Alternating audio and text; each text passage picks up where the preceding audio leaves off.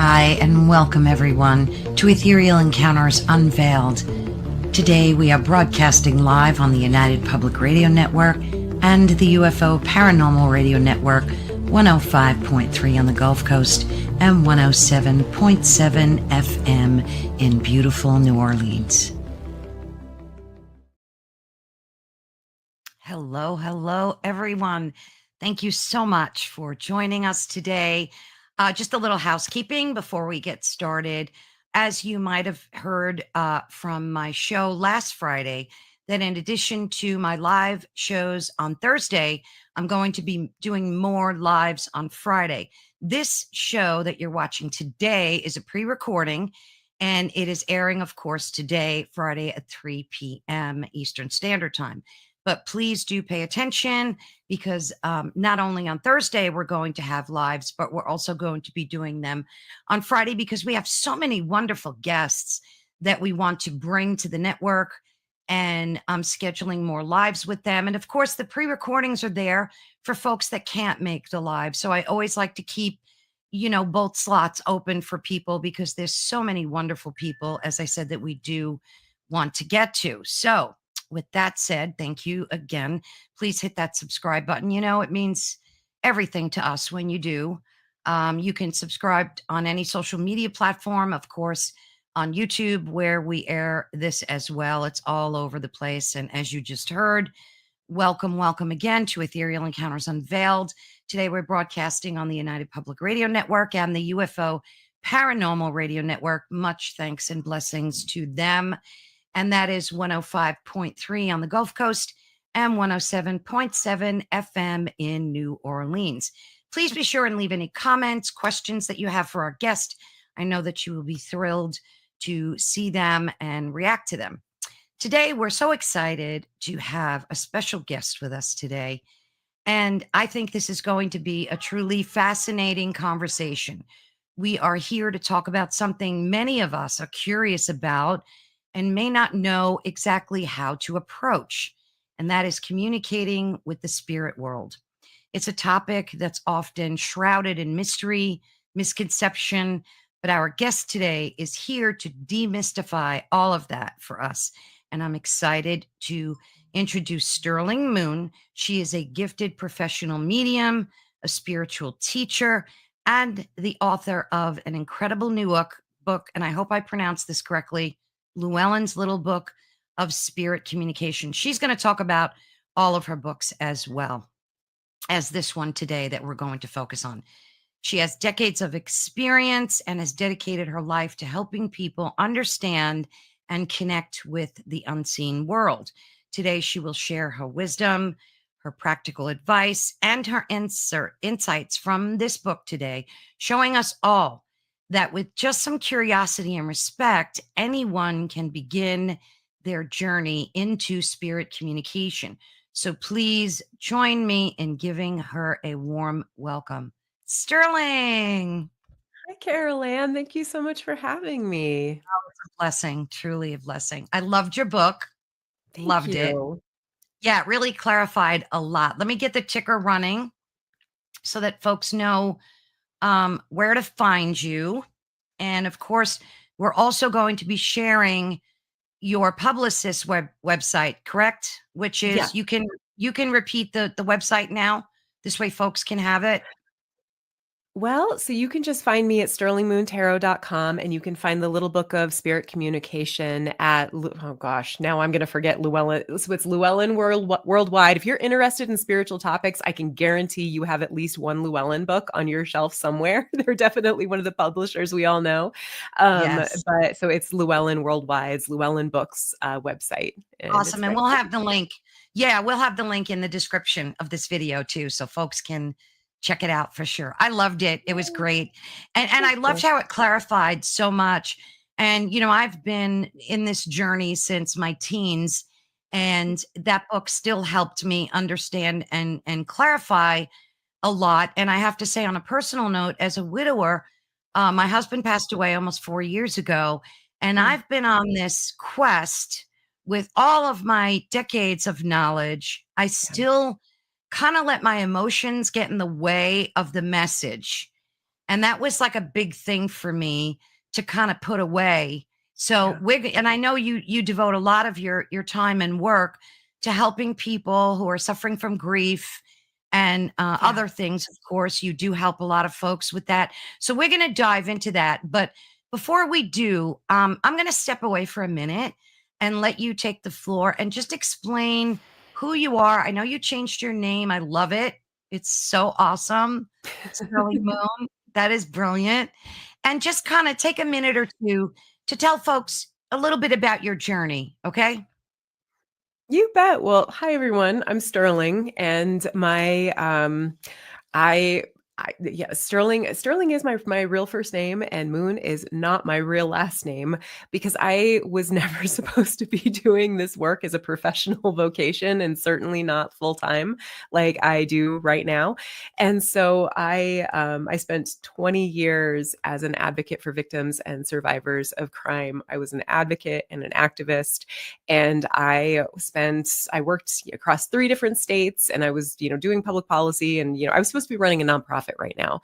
And about halfway through that 20-year career, I started working with people professionally as a tarot reader. I had started reading tarot in the mid 90s. Somebody gave me a deck when I was 15, and I just ran with it and kept learning more about how I was sensitive. And so I just kept learning and growing. And that was kind of like my secret little passion. And so I started working under the name Sterling Moon as a way to kind of like keep things under wraps during my with my 9 to 5 job. But I work with people full time. As you mentioned, I'm a medium, a spirit worker, a tarot reader, animal communicator. I host events mainly in Colorado, but around the country as well. I teach, I mentor, I write, I have a podcast. And so I just kind of keep busy. So doing all this stuff, That's the way to do it. it is the way to do it. That's awesome. Awesome. Now, I think you mentioned in your book, which I had to read in a huff because it was sent to me a little late. So correct me if I get anything Mhm, wrong. This is from memory. mhm. But you mentioned that after the birth of your son, I think things Yeah. started to change for you. Could you delve into that? I found that to be very interesting. Yeah. So when I was growing up, I think probably a lot of your viewers and listeners, were probably also, and you probably too, you were probably a spooky kid, right? Like we're all spooky kids, and then we grow up to be spooky adults. So Absolutely. I was a Absolutely. spooky, you know, and I just, I'd had little experiences. And I think I see this a lot with my students and with my clients, that I think we're so much more open when we're children because we just are more accepting of the unseen world when we are playful and we haven't been told, no, that's not real. Over and over and over again. I have a memory of like seeing fairies when I was 6 years old, Mm, like literally with my eyeballs when I was at summer camp in northern New Mexico. And I would have these like kind of popcorn, I always call them like popcorn experiences as an adult, where I remember I was like at a convention when I lived in Minnesota, and I was at this like, statewide convention for something I was doing for volunteering. And I remember meeting another volunteer, and I said, "Okay, well, it was nice to meet you, Janice." And she says, "Wait a minute, that's my middle name. How did you know my middle name?" And I'm like, "I don't know." And so I would have a lot of those experiences. And I would, have cold, I'd notice, I would just, go into a place and notice, oh, this place feels like it has spirits here, but I never thought much about it. And then I got pregnant with my son. I had had one pregnancy loss prior to that, and things kind of dialed up with that experience. And then after the birth of my son, it was just like all the lights turned on, mm. and it was challenging. It was a challenging experience. And so there's that kind of thing that I think a lot of people I talk about this in the book, there are people who they couldn't avoid the presence of spirits if they tried, and I kind of think of us as like natural mediums, and it can feel alarming, and you do kind of have to do that balance of, I need to take my mental health seriously and also be open to the prospect of gifts. Shout out to the therapists out there who are open to both, who are open to spiritual gifts, because there's not enough of them. And I just started messing around and going to places that I knew were spiritually active and getting myself into heaps of trouble. And then that's when I started finding my mentors and my teachers Mm. and started taking this seriously. Yeah. And it just has kept evolving from there. Yeah. See, it's all, like your destiny. And if you're lucky enough, you're open enough to follow that path. Mhm. Like I remember back in the day, when I was a teenager, this was frowned upon. Like I remember being about 10 and I took a Ouija board into this cabana where we were members of this pool and I got Yeah. so much trouble. Like I got, that stuff was Yeah. like not okay. It was looked down upon.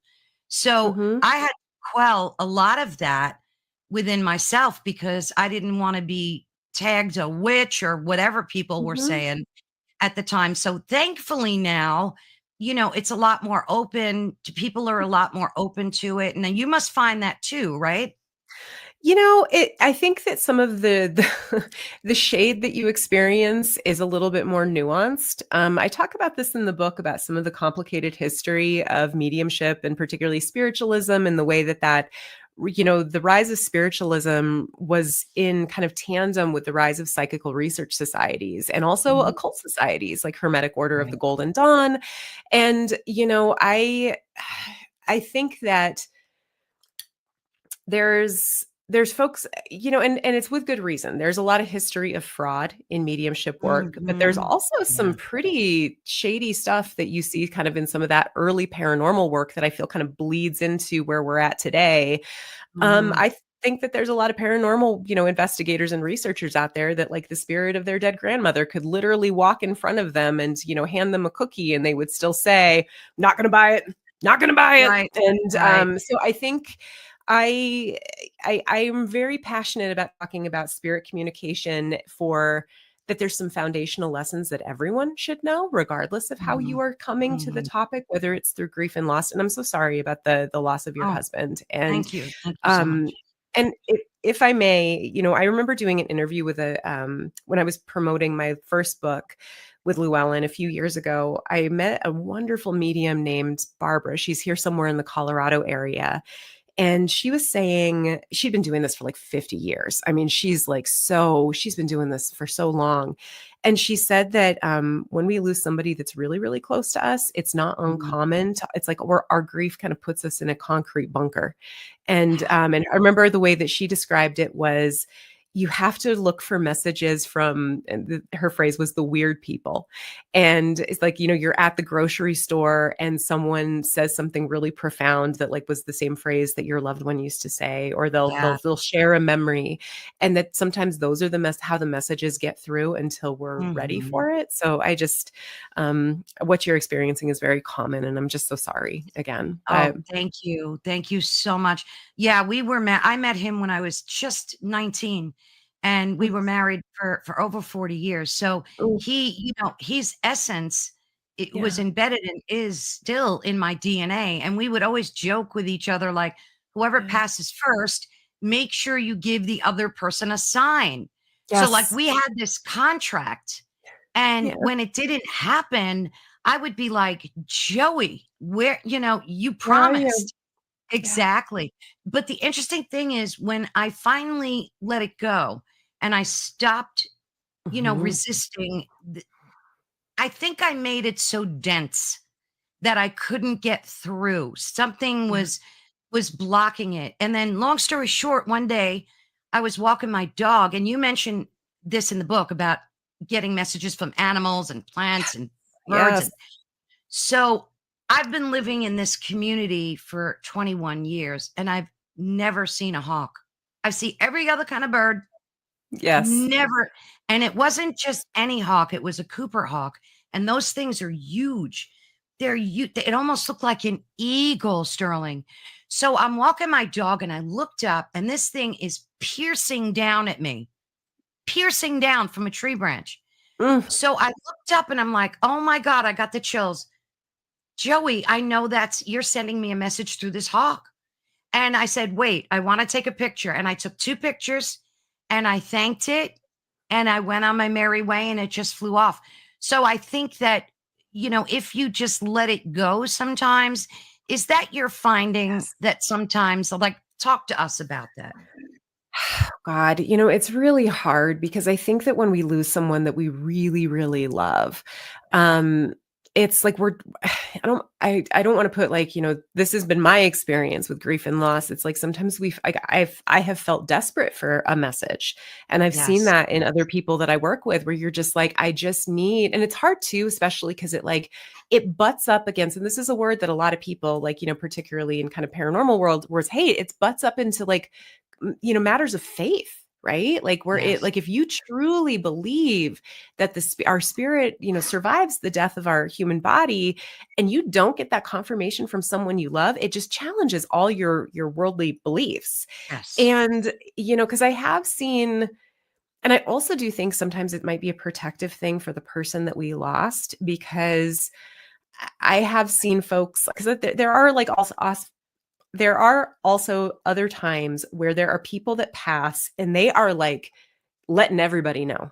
Like, I'm still here. Mm. Like, everybody's getting really bizarre signs, like loud signs. But Yeah. then sometimes it almost makes you feel like you've got the spirit on speed dial.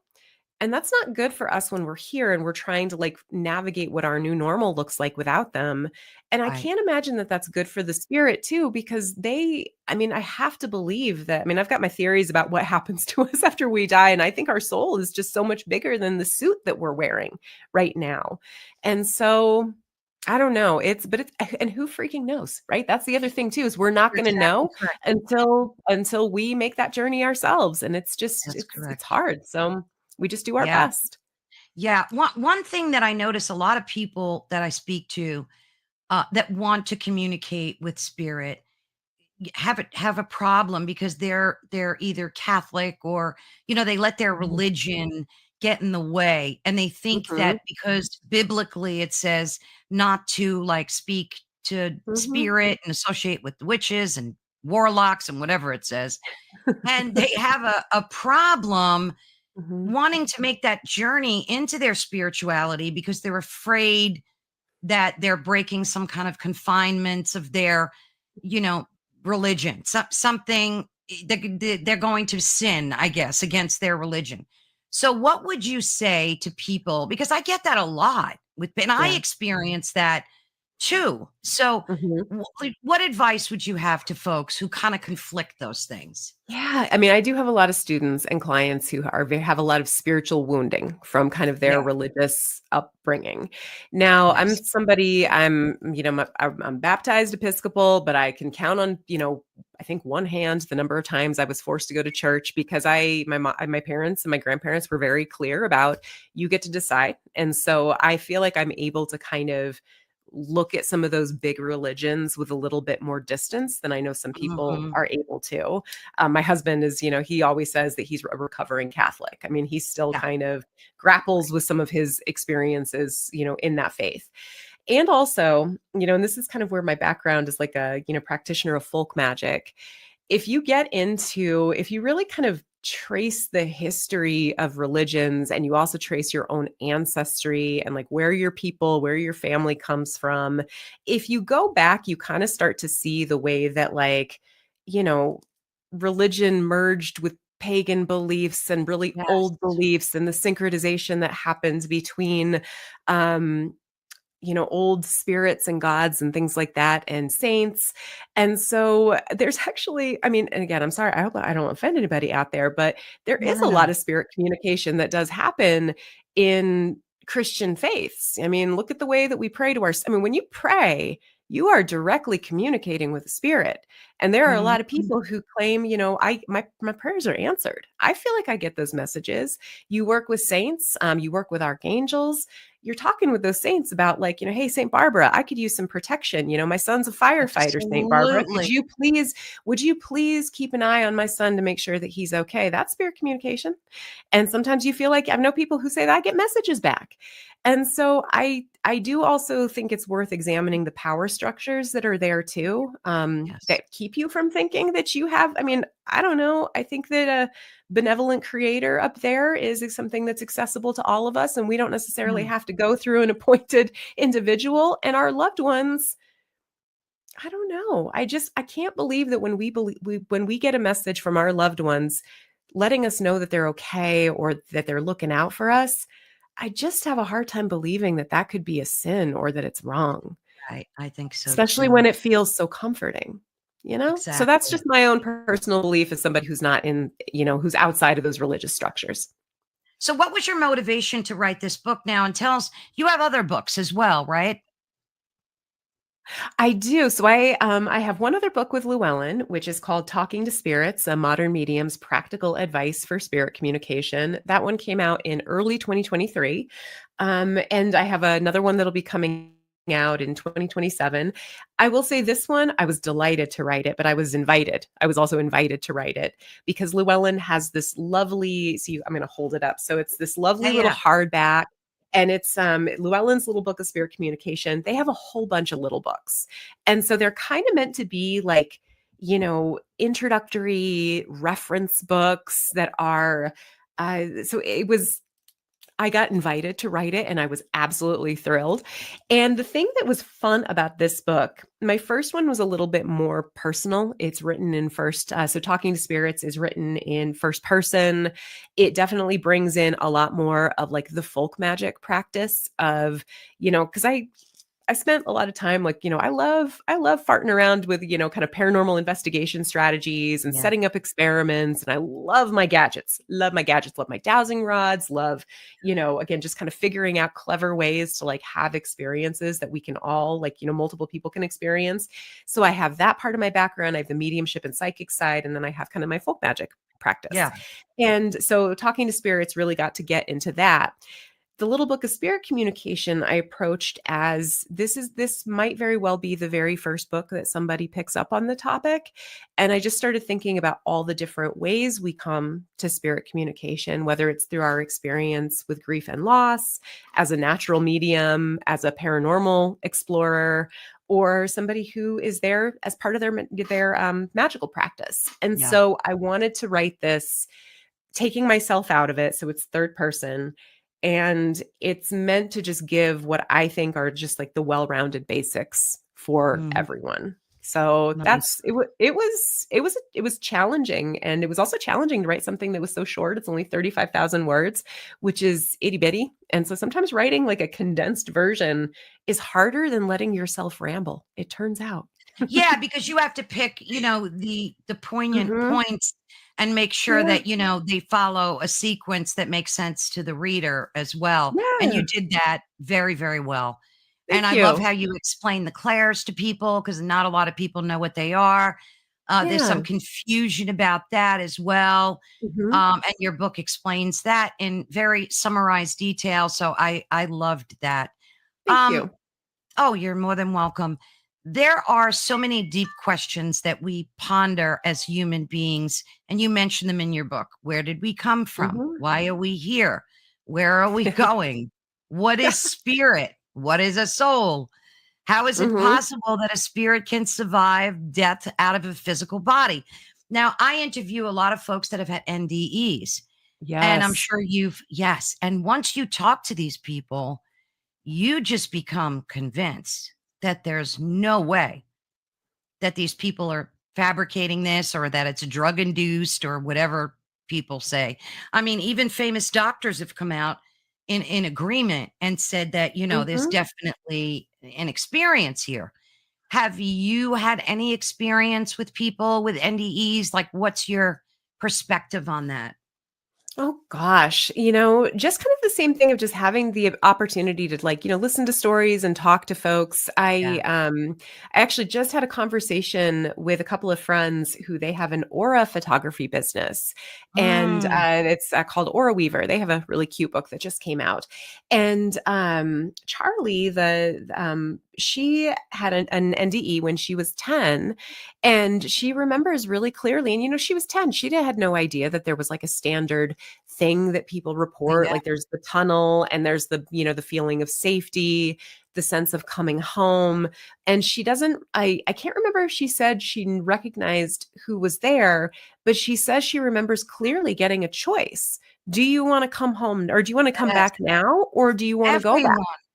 And so that was she remembers that really clearly.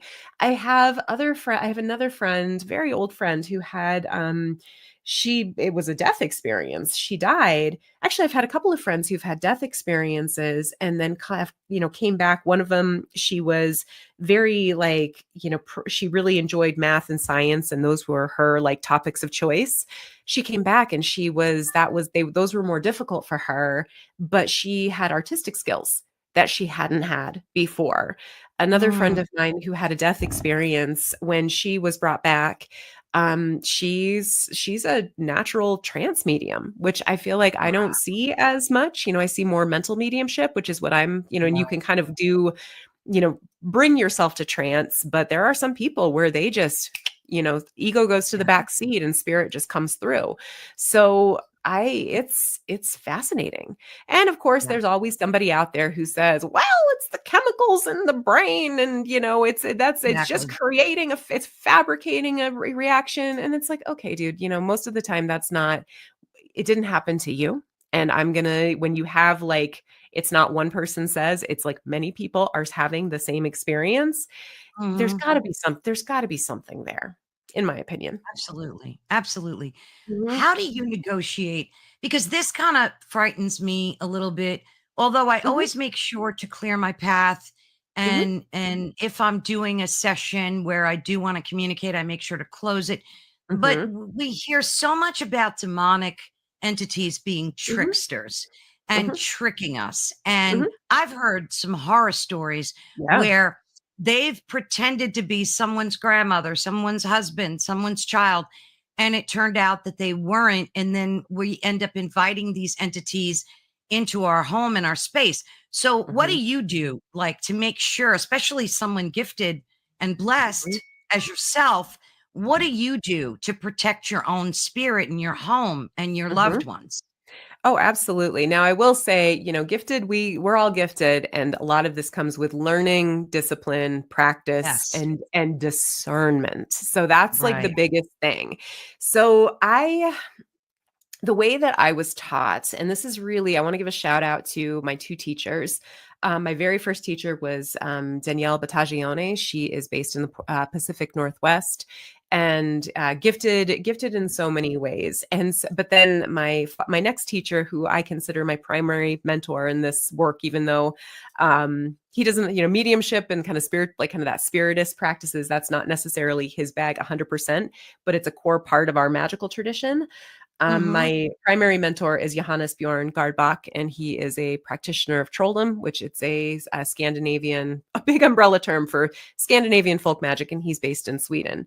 And so when I was studying with Johannes, one of the first things that he really just got into my mind was how you have to be disciplined over your mind. You have to be really Mm. consciously aware of what's going on around me, what's going on within me, taking Mhm. that, like he calls it inventory. I always think of it as taking a baseline and then doing Mhm. something to get to a neutral state. I think a lot of folks, they jump into spirit communication without really just taking stock of what's around them, without taking stock of their emotional state, whether they're heightened, they're scared, they're sad, they're grieving, and getting to like a fairly objective, like a blank slate, so you can maybe have a little bit of separation between you and whatever it is that may happen, because sometimes not much Mhm. happens, let's be honest. And then there's that, like, once you get through that to that neutral state, you need to do some grounding. And that can look a million different ways, but like make sure you feel strong, that no matter whatever, comes your way, you're going to feel pretty steady on your feet spiritually. Having some level of protection that you put up, whether it's Mhm. visualization based, I'm a big fan of doing tool free, working with kind of tool free methods, because then you're never caught like flat on your feet with like, oh my gosh, Right. I don't have my lucky, pendant or crystal, and Ah, now I feel weakened because I don't have that. I mean, that's talismans are such a good great. point.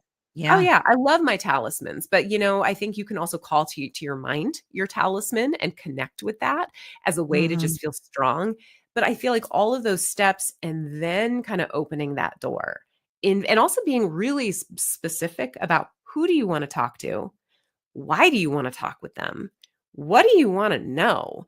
Because sometimes when you do that, like if you just open, like it's sometimes challenging when I have clients that are like, I just want to talk to whoever's here. And it's like, Oh, geez. okay. Cause like I have an Yeah. office in a really like spiritually active building. So sometimes we open up that door and I'm like, I know you. You're the spirit that hangs out in the production room of the shop that Oh, I rent jeez. at, you know? And so I prefer a little bit more specificity. And I will say that like if you're getting like weird interactions that you're and sometimes you do get punked a little bit. Yeah. Sometimes you do have to, it Yeah. takes a little bit. You always want to then say goodbye. I see a lot of people that get into trouble because we want to anthropomorphize everything, but I also want everyone to think Mm, about what do we know about like making friends on the internet. We all right. know we probably shouldn't give some random person we meet like on a public Discord server or in a chat room, we shouldn't give them the keys to our house and Oh, all of our goodness. personally identifying Yeah. information. But I feel like, people forget that spirit communication can be very much like talking with someone online, Yeah. you always have to keep a little bit of like reserve until like I can trust that this is a message from my loved one. I can trust Right. that this talk was sent from my husband. I know what this is. Sometimes you just know, Right. and that's that claircognizance. And then also saying goodbye. Hey, it was nice to chat with you. I wish you well. Thank you so much for coming. Don't say you can come back and visit me anytime. I see a lot of people that do that and then they're surprised when something comes into their house or they don't say goodbye at all. And then really disciplined spiritual hygiene of like, how do you cleanse off that spiritual debris? How do you like Mhm. purposefully release your protections and your grounding? Do you spiritually cleanse your home on a regular basis? Are you talking with the spirits that are in your home? Do you have your ancestors that are called to the front to help you keep your house safe? So there's not just one thing you can do. Sorry, I get a little worked up about this topic because I'm like No, there's this is perfect. I feel like an ounce of prevention is worth a pound of cure. And if you really what I do is going to be a little higher level than an enthusiast who only does this every once in a while. This is like Yeah. really this isn't how I live my life. But I do think that, an ounce of prevention is worth a pound of cure. Yeah. There I will stop my end Yeah. rant. Yeah. No, that was great. That was brilliant. I have a medium friend who, very Mhm, psychic, very gifted. She's mhm, got little kids and she works with mhm, parents to teach how to teach her children because they are also in tune and very high frequency individuals. mhm. Do you do any of that type of work or what's it like with you? I don't know how old your child is, but like, are they at the age where they're starting to say, "What is mommy doing?" Like, and start to get into it? Oh, yeah, and we've had I'm not gonna share my son's business because he's still quite young, Right. but we've had to have a lot of comfort, and we also live in a very spiritually active house, like, that cat came kind of was out of the bag pretty early on, like, and it's, Mm, so we kinda had no choice but to talk about some things, yeah, yeah. it's hard with your kids, right? Because you can be like, so for example, I'm sure this will be put on YouTube. Everybody loves Oh, like Sam yeah. and Colby. Everyone loves Sam and Colby. I like Sam and Colby. They're nice. They do fun stuff. And so Right. my son will be like, "Oh my God, did you see where Sam and Colby went?" And I'm like, "Yes. And would you like to like let's talk about some of the other things and let's talk about some other ways that you can do it?" And he's like, "Oh God, yeah, mom. Yeah, mom." But I still manage to sneak in some things before I get the yeah, mom. And Right. and I have gotten him to commit That's so that, cute. buddy, when you find because I got a lot of fun paranormal gadgets, and so I see him eyeing my toys, my Oh, of my course. paranormal toys sometimes, and I'm like, "Listen, when you are older," and he's also he had his first experience at the Stanley Hotel. I had an annual event that I host in different places every year. I was fortunate enough to have, this event in the lodge library up at the Stanley last year, Oh, and so wow. oh yeah, it was so fun. Like bringing 25 of my mediums because it's a retreat for students who've gone through a program of mine called Modern Mediums. Bringing a team of mediums up to the Stanley and just going for it for like 72 hours. Mm. It was so fun. And I got to bring my husband and son up there to kind of like, scope out the place. And I Yeah, remember my yeah. son saying, I hope I have an experience. And the thing that I love about the Stanley is it really does deliver whatever it is that you're looking Does for. it? It's the best. I love the Stanley so very much. And he had his first experience and he just was so excited. But then he kind of said, he's like, okay, I'm good. I'm good with that. So I guess to answer your question, yes, I sneak in the lessons where I can, Yeah. as Yeah. all parents do with all topics. And sometimes I'm, privileged enough to have younger people that, will find me and to be able to just and they'll ask for some advice, and that feels good to be able to offer maybe some tips that I wish I had had, and you're certainly not going to find on like, Right. and you're not going to necessarily find this stuff on TikTok and YouTube all the time, or Right. you'll find some good stuff, but it's again Right. discernment. Right. Now, for you, Mhm. do you get to visually see spirit, or is it more of an intuitive vibe for you? Because, it differs for Mhm. everybody. Some people see them physically, some just Yeah. vibrate on the same plane. What's it like for you? Oh gosh, it really depends on the spirit. Excuse me. I'm Yep. getting over a cold. I'm trying so hard to Colds, not yeah. cough. So I so this is where it goes into those clair senses, which that's kind of the catch-all term for the psychic senses. But I will also Mhm. say it's not just your psychic senses; it's also your real senses, like your eyeballs, your what you hear, Right. the feelings that you get.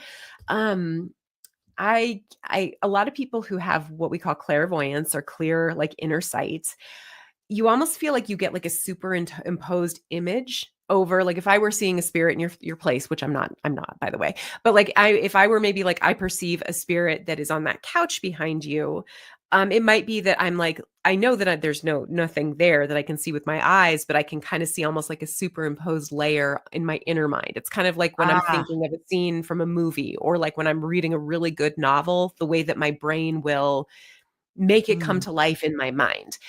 Now, sometimes I wonder how much we all see spirits like with our eyes and don't Mhm. realize it because they look like people. Yeah. I have seen with my eyeballs at least 2 times that I know of. The first time I was gosh, and this one I'm still like it just is a head scratcher. I was living in Duluth, Minnesota. I was going to grad school there, and I was out walking my dog, and we lived kind of outside of town. And I was walking down this road that came to a dead end, and I was pretty new in town, and I didn't know it at the time that like where it ended, butted up against the jail. And I remember I was walking my dog and it's 6 in the morning and I see this man and he's walking like swinging arms with purpose. Like he reminded me of like the cop in Terminator 2, the way that he would always walk, like kind of, moving forward. But he was in full navy dress blues. He had the Oh, hat, he had the gloves. I could see the glints of his bars on his blues. And I was so scared. And I mean, one, because it was this, military man that's like rushing, down the road towards me at 6 in the morning sure. in full dress blues. And so I just turned around and Buster and I ran home, and I just sat in my window waiting to see if he would come out because there were a handful of houses down there. I knew most of the people, and I never saw anyone. And it could have Wow. been like maybe a service member that was at home and visiting, Yeah. but also I was like, why are you why are you out at like I don't know, it just was weird. So I've always wondered if that was a sighting. And I had another one where and this was weird because I was in a place that had given me permission to practice.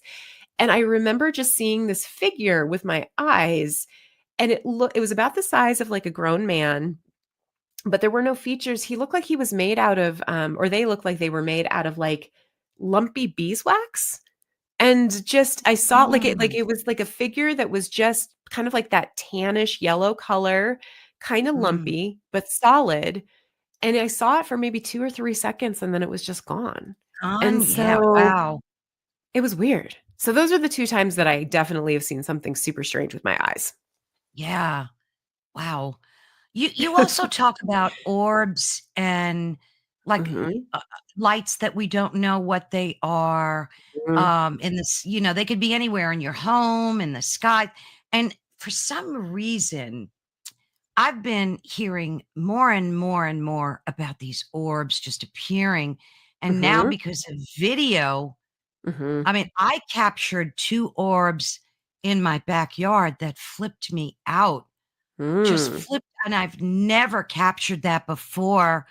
I'm wondering if I could show that to you. Ooh. I Now have the that on my what to is that play and I called? Oh, well, and it's hard, right? Because I feel like we always have to play devil's advocate with ourselves yeah, of, is yeah, it light refraction from the camera? right. And don't get me wrong, like, there's been some where, like, I remember being so excited that I was like, "Oh my god, look at all these orbs." I was at the Wabasha Street Caves in St. Paul, Minnesota, which is I Mhm. remember my husband who was, like, really on the fence with this stuff. He had a few experiences, and this was one of them where he just had this, like he was standing there, and all of a sudden, the back of him just felt, like, ice cold, and he got the chills, Ooh, and he was like, "Oh, there's something in this space." But I remember we got all of these orbs, and I was so excited, and then I learned more about dust and how dust shows up in pictures, and I was like, "Oh, yeah. shoot, that's a bummer." But, so I think Do that you we have think they're all Mhm. dust? I mean, No, do you no. yeah, I think some of them are legit. I think some of them are legit too, and I think sometimes when we see things with our eyeballs, again, like, 'cause sometimes I remember okay, so just as an example, I went Mhm. to Waverly Hills a few years ago, and I was with a group that was Whoa. doing, yeah, I mean, shout out to, like, Amy Bruni, who has that, paranormal Mhm. tourism company, Strange Escapes. I wanted Yeah. to see that place, and so I treated myself to, a trip to Kentucky, and I mean, it was so worth it just to be able to go to Oh, that yeah. Thanks. And I can't remember who the investigator was that was leading us on, and I don't even remember which floor it was, but I remember Mhm. we were like, we were trying to get engagement with some little cat balls, those little motion activated lights that were down a hallway.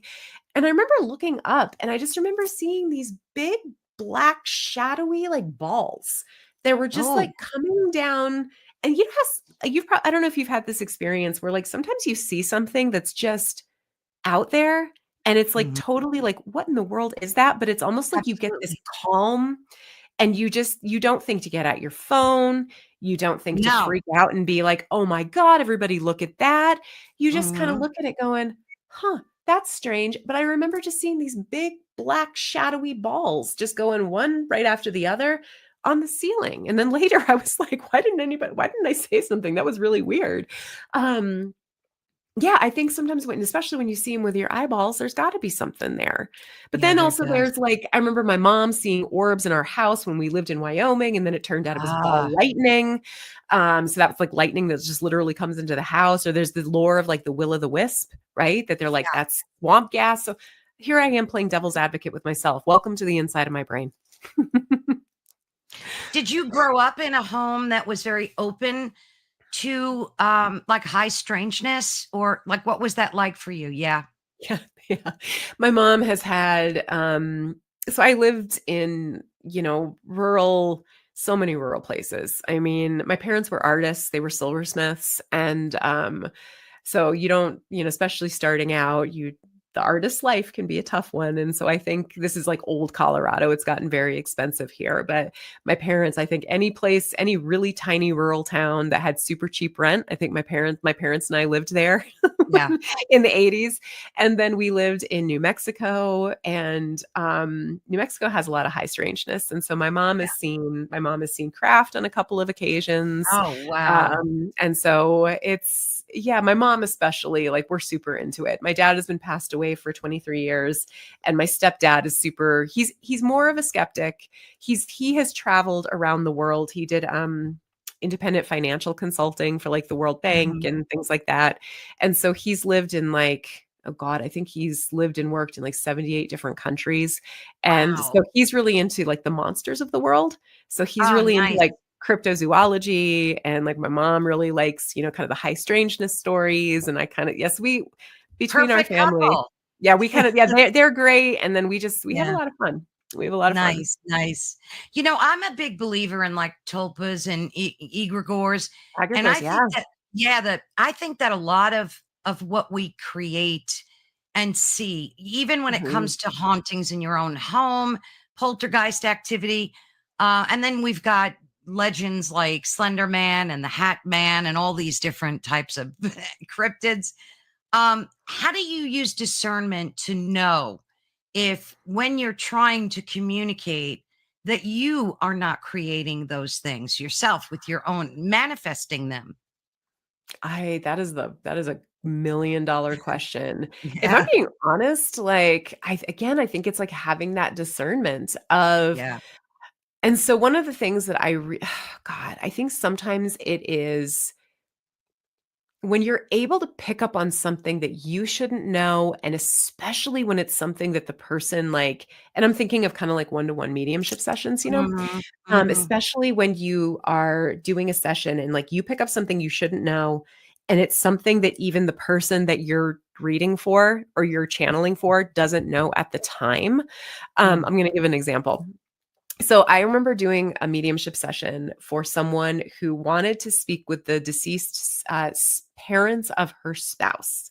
She had never met them. They had passed away way before she had met her partner, and she had just always wanted to know, like, do you check in on him, or do you approve of like our life that we're building together? And without, because I want to keep, details tight.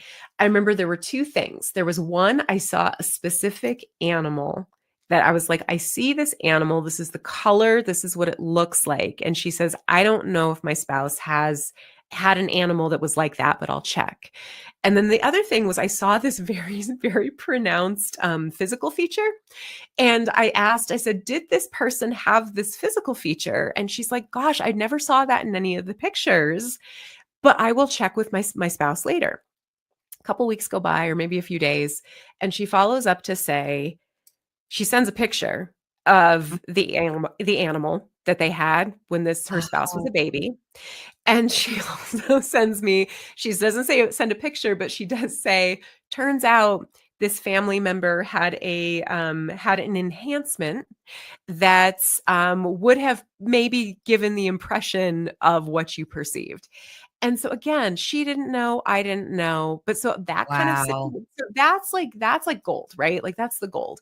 Um, I think you always have to be careful. And I think it's also tricky too, is sometimes you have to like get a sense of, and sometimes you just do your best, right? Like, is what I'm picking up a psychic sending from the client or the person I'm reading for, or is it an independent message?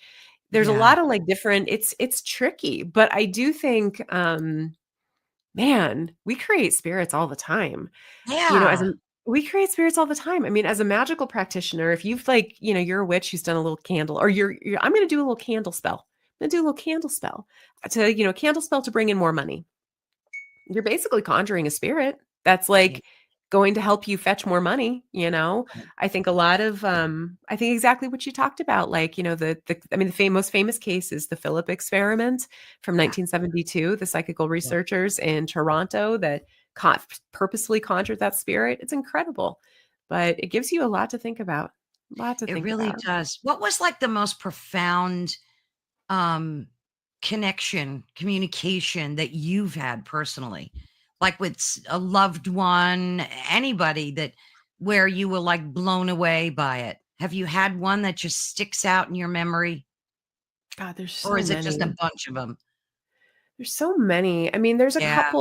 there's a couple. So I mentioned that my dad died 23 years ago. I was a week from my 23rd birthday, and he did not die in a good way. He struggled with he was a talented artist, but also had a lot of, violent tendencies. He struggled with alcoholism. He's the reason why I pursued, you know, supporting survivors Yeah. victims of crime for so long. That was my passion of wanting to make things better for people going through that. Oh, And so when he passed, I remember I was, and this is way before any of this was, anything I was thinking about or training in. And I remember I was going to sleep a couple days after he had passed. And yeah, that space, like when you're just on the verge of going to sleep. oh yeah. And I just remember seeing his face, like literally just seeing his face. It was like floating in this, like, this dark space, underneath, between my eyelids and whatever, was coming next.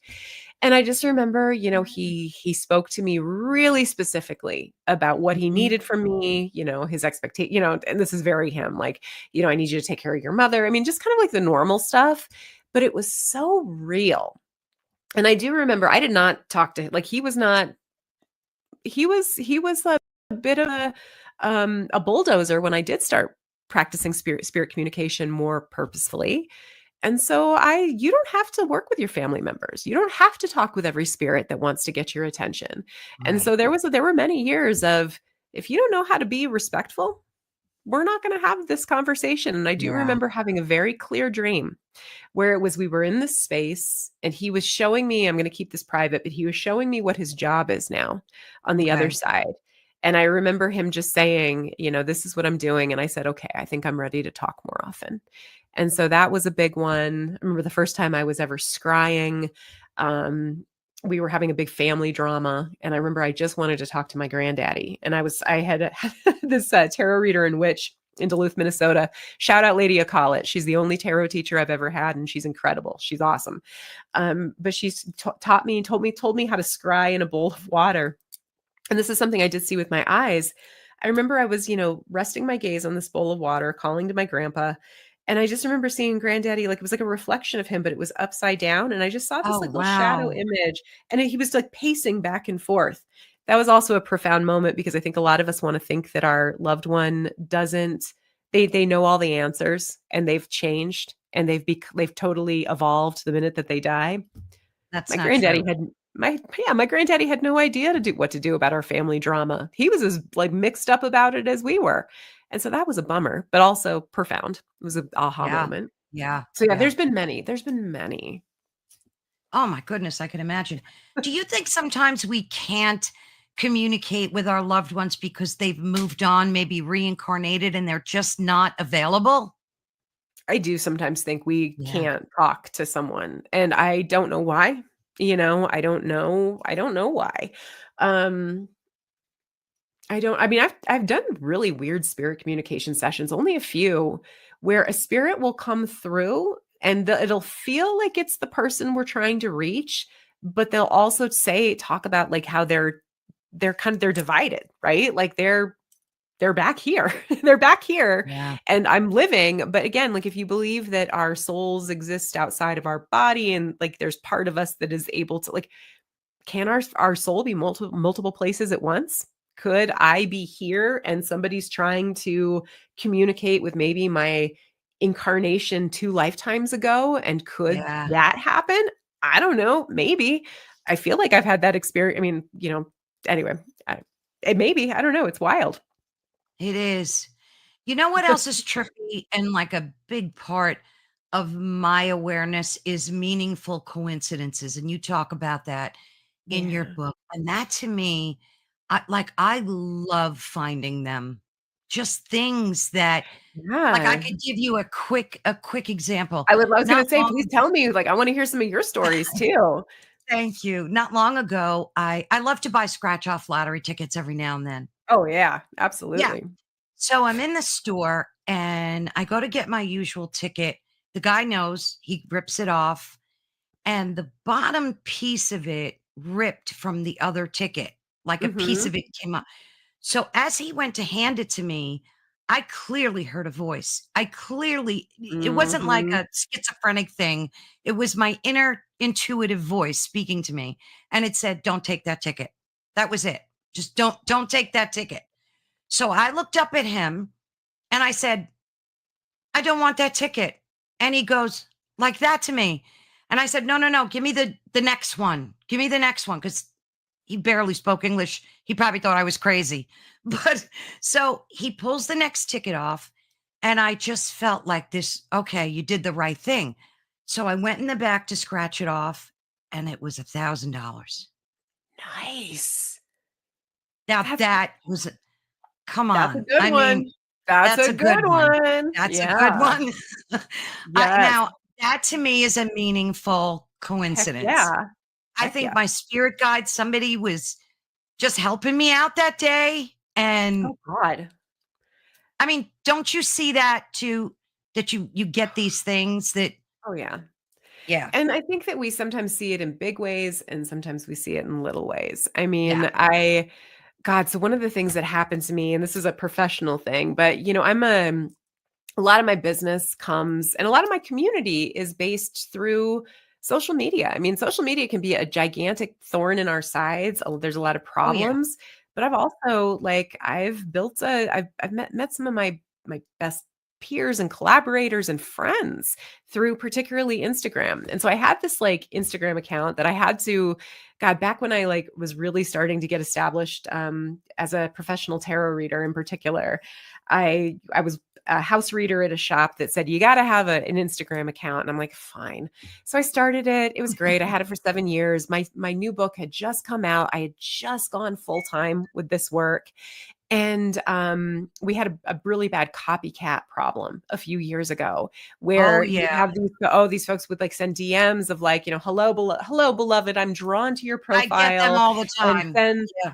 Oh my God. And so after like, I'd had just a whole rash of them, and I'd report them and all of that.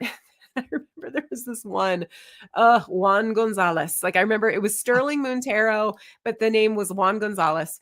And I remember Juan's profile got to stay, and mine got banned as a copy for copyright infringement. And so I What? lost, so I lost 7 years and that was a good lesson. I mean, the lesson was I Yeah. learned, you don't hang your hat on a platform that you don't have ownership, over. You Right. don't, but also more importantly than all of that. So I had to start from scratch, and I'm like, oh my God, am I going to, what is this going to mean for me? I ended up meeting one of my absolute best friends. His name is Seth Browder. He's a talented medium in Colorado Springs. I met like two like some who are of like my closest friends. I had so many opportunities and paths that opened up by letting go of something that, and I was just Ah, like, huh. And some of these people, I'm like, how is it that I remember us even saying, how have we never met before? So Seth is an example. He lives an hour and a half away from me. And I'm like, how we're almost the same age. We grew up in the same areas. We grew up in the same kind of circles. And I mean, we talk all the time about how in the world have we never met each other before now, right? And so sometimes that's a I think meaningful that's a yeah, that's meaningful definitely a coincidence. meaningful coincidence, yeah. Yeah. But I It will was say, meant don't for ever, you. don't ever like, because I think you probably have had the experience. Well, you described I had the voice that told me, don't do Yeah, this. Sometimes we ignore the voice, and there's something that happens that we didn't want to have happen. right. I just want everyone to also remember too, like, it's sometimes we don't listen to the voice, and it's like, and that's don't, and sometimes we have a hard time telling the voice from fear or from other Mhm. emotions. And Right. so I just, for anybody listening who's like, maybe like, this is bringing up a memory of maybe a time you didn't listen, or you did listen and it didn't go the way that you thought. Just be kind to yourself, because this is not perfect. And No. this is not perfect. And also, especially if it, yeah, just be kind to yourself. That's the one thing I want Yeah, to say. absolutely. Absolutely. Mhm. And it's interesting because like I've tried to really tune into those meaningful voices that you hear and Mhm. separate them from the fear-based Oh, voices. yes. That's a tough one. That's a tough one, but you really need to like tap into your inner, core to kind of say, was that from me or from my ego? And you have to like pause and ask yourself that. Like I remember one time it was 3 o'clock in the morning and I jumped up out of a dead sleep and I had heard that my daughter was in danger, that she got Oh, in a car accident. oh my gosh. And long story short, it was the exact time of her accident. So, because we are so in tune with our children, Oh, and I've had stuff like that happen with my son too, mostly with my daughter. Like it's weird yeah, because my son is he's a nurse and he's more science yeah, based and more yeah. logical. My daughter's more in the spiritual realm. So Yeah. I connect with her on that level, but it was the most bizarre thing. And my husband couldn't understand like where and this was Yeah. before cell phones were like a thing. And she just was driving and she took a road trip and I heard clearly, like, wake up, your daughter is in Oh my danger. God. And yeah, so you got, and if you ask yourself, is this from me? Like, I'll stop and say, was that from me or is that fear based? Yeah. And most of the time, you can kind of tell which is which. Do you find that to be true? Like, Gosh. Well, first of all, I'm assuming your daughter's she was okay? Yes, she cracked her head open and had like 26 stitches, but thank God, yeah. Oh And my she had gosh, that amnesia and couldn't remember her home phone number, so she couldn't call.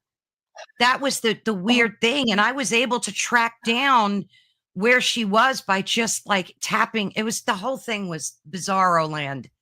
Just I'm that is those yeah. bonds that we have with the not just, Yes. our children and our parent, like our family, but like our spirit, like kind of spiritual family. That is, I'm Yes. so glad that she's okay, but that is Oh, thank that is you. wild. Holy Oh, when I smoke. tell people that, word for word truth, and I hopped on a plane the next day and I flew out I think it was Atlanta, yeah, where she, and I just knew, like, it's so strange because when you give birth, and as you know, you're connected through your DNA to your children. So, Mhm, if you just listen to that, and that to me is mhm. spirit communication. That is spirit communication. So it's Oh, not only with the 100%. deceased, right? Oh It's god, with yeah. the living as well. Oh my gosh, absolutely. That is a whole other, I mean, that's yeah, that is a whole other thing that we could talk about, but oh my gosh, that is a I mean, I'm so glad she's okay, and that is a wild Thank story. you. Yeah. I can't imagine, like, not just having to go so you okay, sorry, we gotta I just so you were able to figure out where she was through just sheer psychic senses and, like, and picking things and, like, kinda tracking her like, how did that work? Like, how did you figure out she was I in Atlanta? knew I knew which friends to start with. Yes. And it's weird because she had a big circle of friends, huge. Yeah. And I just picked, and the second person I spoke to said to me, "I can't believe that you're calling me because I just heard that Leslie Ann was in a car accident." Like it was the whole thing was from spirit. Oh my The whole god. thing. Well, Yeah. thank goodness because now we have cell Yeah. phones and, like, we can keep oh god, Exactly. that is Yeah. thank you for sharing that. That's a Oh, thank wild you. story. Yeah. So I love the fact that we could connect with the living through spirit. How Yes. many times do people think of someone like this? Happens to me Oh almost my every god. day. Yeah. My sister and I are very close, and Mhm. I'll like go, Patty's going to call me. And 2 seconds Mhm. later, I mean, Yeah. how common, people don't realize spirit communication is not only with our loved ones that have passed, Oh yeah. but with our loved ones that are still here. What's that like for you? And Oh yeah. especially in the work you do, like, what's that like for you? Oh, man. I mean, so one, same with the family. Like, my mom and I, like, we'll call each other at the same time. Like, we drive each other Yeah. crazy, but we also are super tight. I'm an only child. It's just her and I and, like, my stepdad who came later. It's just we're tight. Yeah. And, but, we'll do things like it's not uncommon that we always share we talk on Sundays and we share notes of, like, "What are you gonna make for dinner?" Half the time we're making something that's almost identical. It's like, "Oh Wow. my god, you're making that? I literally made that last night." And, we don't so it's things like that. Or, my husband will just randomly get something very random that I was literally like, he might pick up a concert ticket that I had just heard about and thinking, God, maybe we should, Oh, think about going to that. wow. And I mean, that is, and of course we can pick it apart. Well, of course you both like this band or you like this, but then sometimes it happens in weird ways. Um, and I think it's really funny with my friends that are also, especially my professional spiritual worker friends, because we'll do this like, I have one friend in particular, Lula Desma. She's a conjure woman. She is co-owner of a business called the Cauldron Black in Salem. A really talented oil maker, spiritual product maker. And we'll text each other where we're like, texting each other the same thing at the same time. Or we'll just Oh, kind of wow. like, or, we'll just kind of like, we do a lot of shortcuts. We'll answer each other with things that we haven't fully Yeah. Nice. said. And then all of a sudden we'll be like, did we just mind meld? And we're like, yeah, Yeah.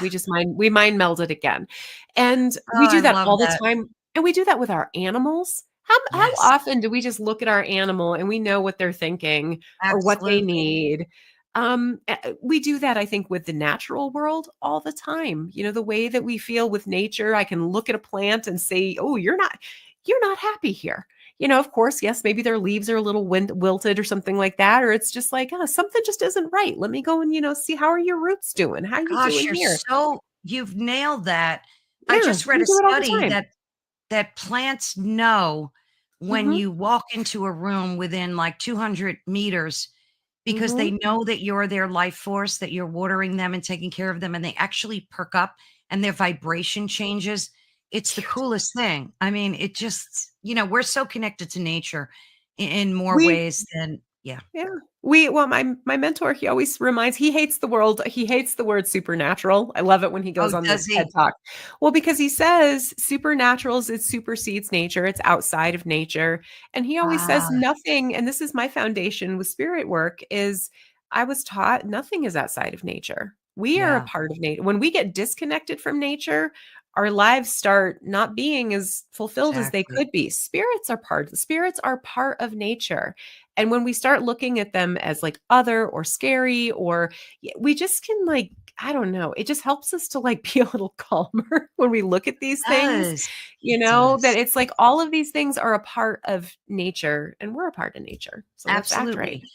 What do you find are the biggest misconceptions when people want to start communicating with spirit for whatever reason? The Mm, deceased loved one, an aunt, or anybody, like their pet. It could yeah. be anything.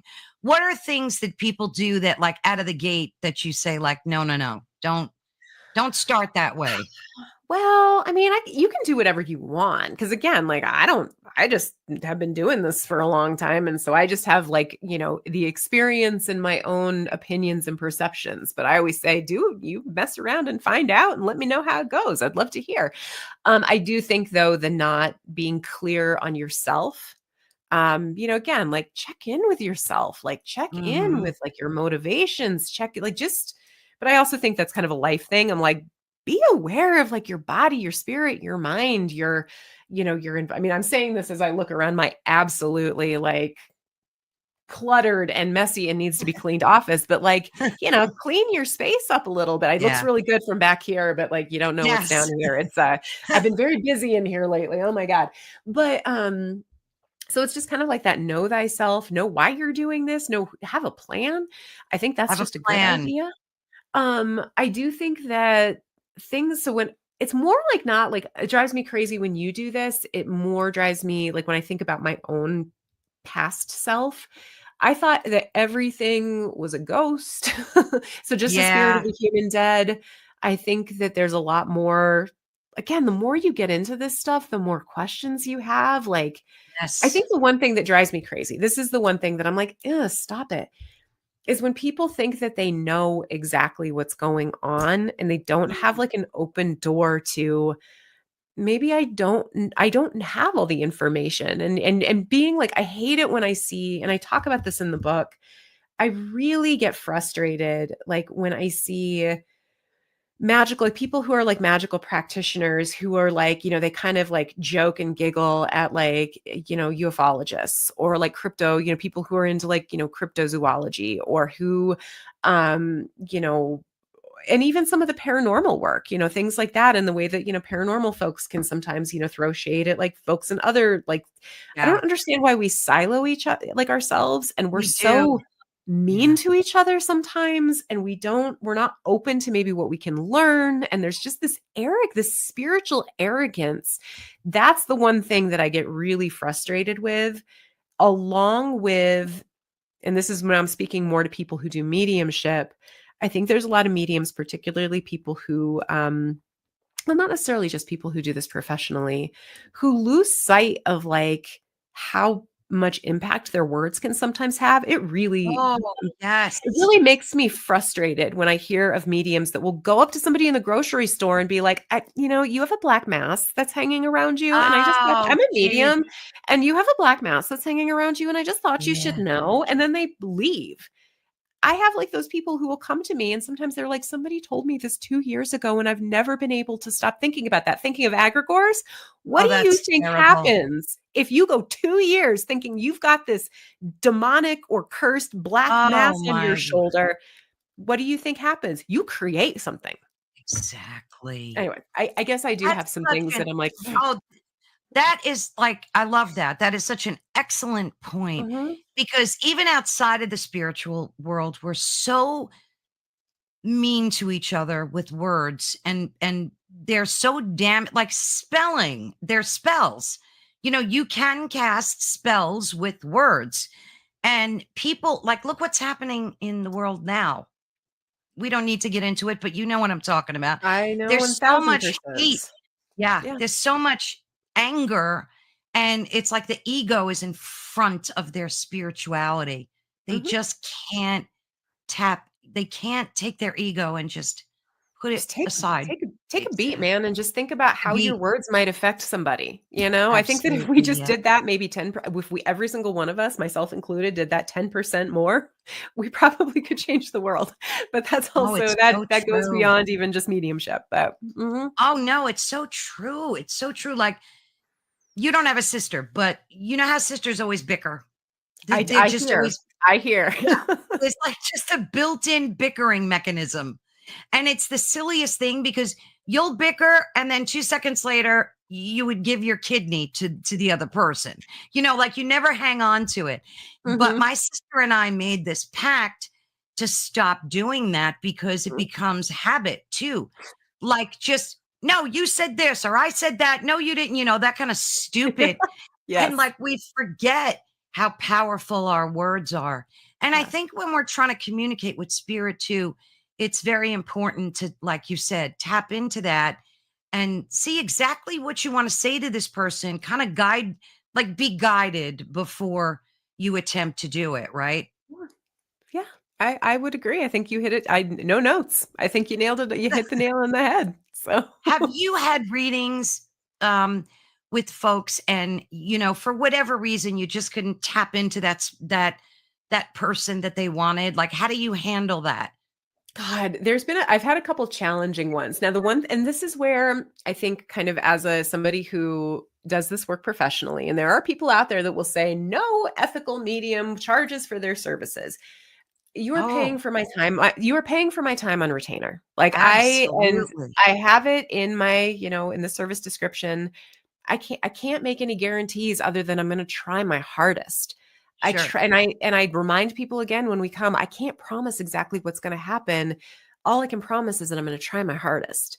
Now, the one thing that I will say is I've never had it's never now watch, I'm going to have to like where's some wood that I can knock on. Yeah, well, I'll Um knock with you. so I've never had the experience where there was absolutely no one that wanted to talk, where it was just like crickets. Right. I have had the experience where God, I had like a old friend who had asked if I would, check in with a sibling of hers who died in a bad way. And she was just I couldn't there was nothing. Like I just couldn't reach her. It Yeah. was almost like I was like, I don't think that she's like I don't know if she's not allowed to Yeah. talk. I don't know if she's not allowed to talk with me. But there was this man that she used to be a helper for who had passed away and who just absolutely loved this woman. And there's no way I could have known this. I was like, we were doing this. We were doing voice. I was sending her a voice note. So I wasn't like live with her. This is when I was very, very new to practicing this work. I wasn't even, doing this with clients yet. But I remember saying, I can't reach your sibling. But there was this man and he looked like this. And he said something about you used to like take care of his feet. And she was like, "Oh my god, that was like so and so, and Wow. I would come to his house and I would cut his toenails for him, and he had Oh my dementia." And goodness. she said, I never knew if he was fully aware that I was the one who was doing this for him." So, those kinds of experiences are common. There have been times I get asked to speak with a lot of like Lutheran grannies, Midwestern grandmas and grandpas who Yeah. sometimes I get the sense the spirit is like, I don't totally approve of this. So I almost get this sense of like, I don't really like what you're doing here. And Right. I will give you just enough information, but I'm not going to make this easy for you. So that can Oh, be challenging. But when I hit a wall, I'm just honest and I'm like, I'm not yeah. getting much. Is there Yeah. anyone else that you are open to talking to? Or here's who else I perceive? And I'm just not and it's hard. Like it's an ego death every single time I do a session with a client because Yeah. I just say a prayer every single time of Yeah. please may I be of service today. And Right. that's so That's the far best you could do. Yeah. That's the mhm. best you could do. How have tarot cards, like, have they been, I used to, Oh, when I was in my teens, I picked up a deck and I just fell in love with them. And I kind of taught myself. And again, it was one of those times where you just didn't do stuff like that So unfortunately, I had to put them down. But how do you find that? Do you still use them like in your Oh work? God. Oh yeah. I'm like, I've got like God, I've got like 5 decks on my You got them table right everywhere. here.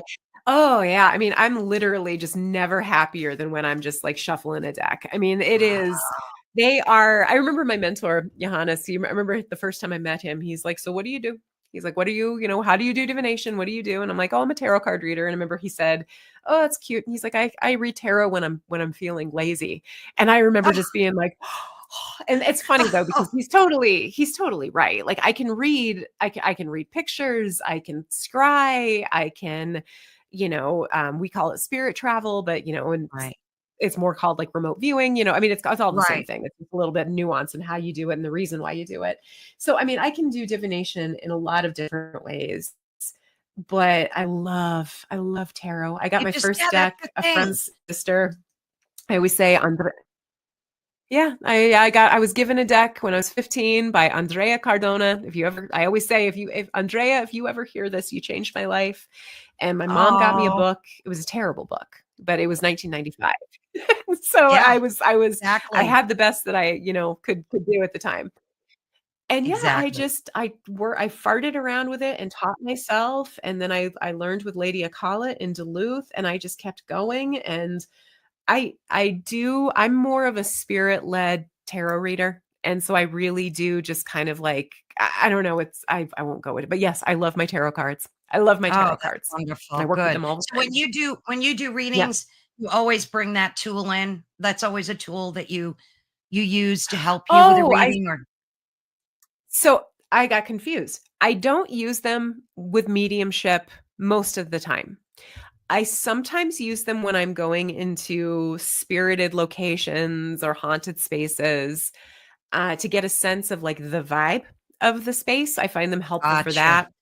I can use them gotcha. with spirit communication, but they talk different than when I'm doing divination, which I mean, I was taught Right. like old school fortune telling, like using the tarot to predict what's going to happen in the future based on the current trajectory and how Mhm, we can change mhm. it too if we don't like the current trajectory. So, yeah, that's kind of I Wonderful. guess a different technique. Absolutely. Now, your other book, Talking to Spirits, that's about interacting with deities, shadow people, cryptids, and so on. What was that book like for you? Like, what was the journey that took you to write that book?